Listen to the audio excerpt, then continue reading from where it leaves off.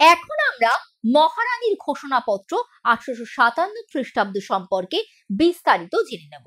1857 খ্রিস্টাব্দে সিপাহী বিদ্রোহ বা মহাবিদ্রোহ ব্যর্থ হয়েছিল ঠিকই, কিন্তু এর প্রভাব ছিল অনেকটা। কঠোর দমননীতি এবং বিদ্রোহী নেতাদের উপর নির্মম অত্যাচারে 1857 খ্রিস্টাব্দের শেষের দিকে বিদ্রোহ থেমে যায়। এই অবস্থা দেখে ব্রিটিশ পার্লামেন্ট ভারতে ইস্ট ইন্ডিয়া কোম্পানির শাসনে ইতি দিয়ে 1858 খ্রিস্টাব্দে ভারত শাসন আইন জারি করেন। এই আইনে মহারানী ভিক্টোরিয়া নিজের হাতে ভারতের শাসনভার তুলে নেন। রানীর প্রতিনিধি হয়ে গভর্নর জেনারেল ভারত শাসন করবেন। ভারতের প্রথম গভর্নর জেনারেল হলেন লর্ড ক্যানিং।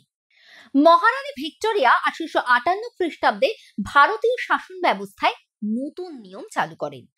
মহারানীর এই নীতি ও আদর্শ মহারানীর ঘোষণাপত্র নামে পরিচিত।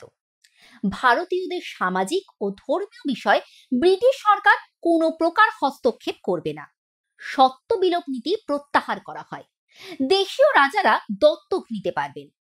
জানানো হয় ভারতের ব্রিটিশ সরকার সাম্রাজ্য বিস্তারে আগ্রহী নয়।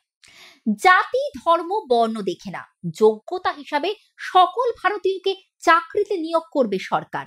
দেশীয় রাজ্যের সঙ্গে যা চুক্তি হয়েছে তা সরকার মেনে চলবে। এই নিয়মগুলো শুধুমাত্র নিয়মে ছিল, যা কোনো দিন কার্যকর হয়নি।